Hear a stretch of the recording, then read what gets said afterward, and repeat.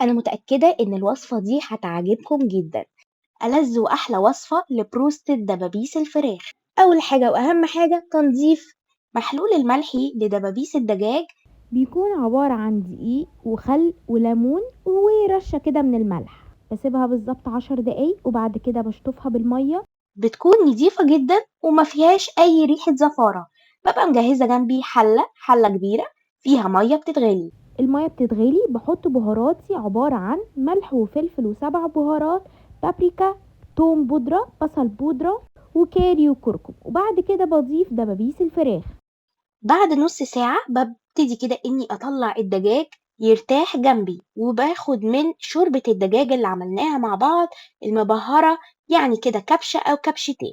ببقى مجهزة معايا المواد الجافة اللي هي عبارة عن كوباية من الدقيق لبهاراتي ملح وفلفل 7 بهارات، زعتر بابريكا كاري وكركم، بس كده. معايا بولة الشوربة بتاعتي بحط كده 3 معالق كبار من الدقيق اللي جهزناهم في الاول. طبعا بنزل الدبوس في الدقيق الاول وبعد كده في الشوربه بتاعتي، وبيبقى معايا كوبايه ميه بنزل فيها الدبوس وبرميها بقى في الزيت، بس كده.